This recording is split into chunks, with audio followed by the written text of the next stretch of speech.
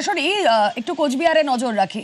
সাহেবগঞ্জে সহকর্মী শুভঙ্কর রয়েছেন সঙ্গে। শুভঙ্কর, এই যে তিনজনকে সাহেবগঞ্জ থেকে ধরা হলো, তারা এখানে কতদিন ধরে থাকছিল, কিভাবে তাদেরকে ধরা হলো?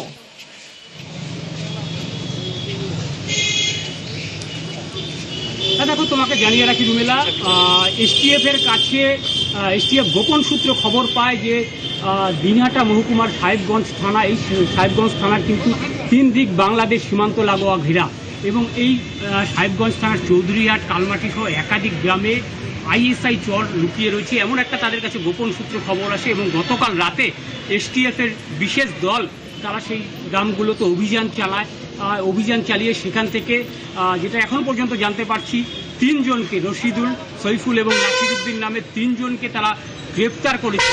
তাদের এসটিএফ এর যেটা দাবি, আইএসআই এর চর হয়ে তারা কাজ করতো, চর হিসাবে কাজ করতো, এবং দীর্ঘদিন ধরে তারা এই এলাকায় ডেরা বেঁধে কাজ করছিল। এই এলাকার খবরাখবর, সীমান্তের সব কিছু তারা কিন্তু খবরাখবর নিয়ে তারা পাঠাতো, এমনই তাদের একটা এসটিএফ এর দাবি। এবং এই তারা আইএসআই চর, এই সন্দেহে তাদেরকে গ্রেপ্তার করে এবং কিছুক্ষণ আগে তাদেরকে দিনহাটা আদালতে আজকে তোলা হয়েছে। আমরা এখন রয়েছি দিনহাটা আদালতের সামনে, এবং দিনহাটা আদালতের বিশেষ যে কোর্ট আছে সেখানে বসেছে, এবং এরপরই কিন্তু তাদের এসটিএফ তাদের নিজেদের হেফাজতে নিয়ে তাদেরকে জিজ্ঞাসাবাদ করে এই চক্রে আরও কারা জড়িত।